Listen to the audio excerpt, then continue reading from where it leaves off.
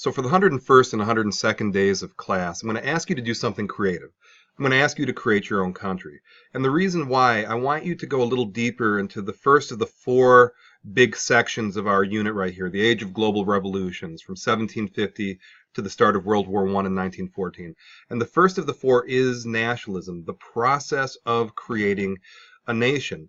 And we've already learned the 8 parts of the formula that I compiled to make a nation.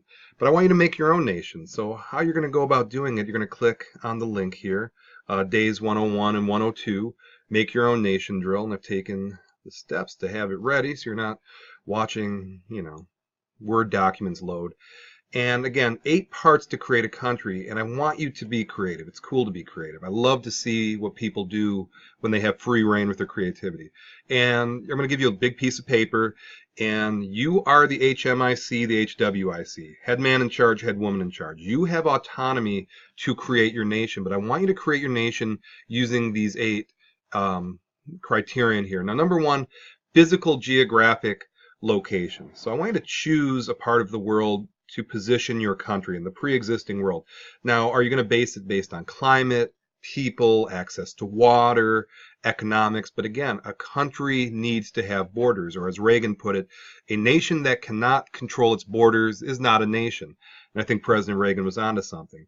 Now, the second part of the formula would be getting the unity of the people. And I would find this the most difficult, and I do find this the most difficult. How do you get everybody on board with your country? Now, there's some positive ways, there's some more Machiavellian ways. Now, the positive ways, slogans and pep rallies and marketing and holidays and these sorts of things. Something a little more Machiavellian, war and hardship. War and hardship really unifies the people. I remember after 9/11, 2001, after the attack, I don't think I've ever seen America so unified. If you talk to the old timers, they would tell you in times of World War II how united the country is. So I'm going to leave this up to you. How are you going to get your people united? As the Dumas quote, all for one and one for all. United we stand, divided we fall. And that holds true with a nation. Now, the third area is a revolution where the old regime is replaced. And again, you are going into a place and creating something new. And modern countries grew out of pre-existing dynasties, feudal monarchies, empires. It was something new. So what are you going to do different in your country as a revolution? I'll give you an example for America. America did not want a monarchy that England had. And in our Revolutionary War, we fought against it. We revolted against it. Revolution. As Thomas Jefferson, one of our founding fathers, said, I hold it that a little rebellion now and then is a good thing. I agree with you, President Jefferson. So what are you going to do differently? What's your revolution? Now, iconography and symbols. Iconography and symbols usually take the form of a flag. And yesterday in class, we saw flags that had religiosity, a Star of David, cross, crescent and star. We saw some that had symbolic animals, eagles and whatnot. Canada has a maple leaf. Lebanon has a tree. Color schemes. America's flag with 50 stars for the states and the 13 stripes for original colonies. It all tells a story. So when you are creating your iconography, what symbols are you creating that are symbolic of your country? Iconography, good iconography, strives to convey invisible reality in visible form, meaning people are going to respond to symbols more so than words oftentimes. So choose wisely. Choose something that's good. Now, the 5th part of your country is propaganda.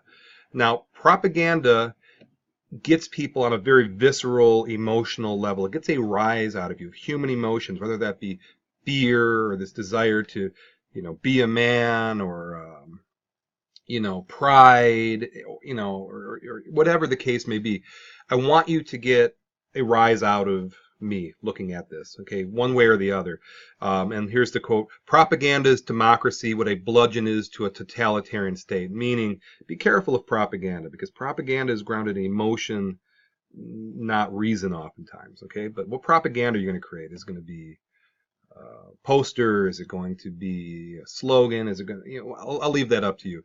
Now, the 6th area is the creation of commonalities and getting people to have a common experience within your country. So values, common values.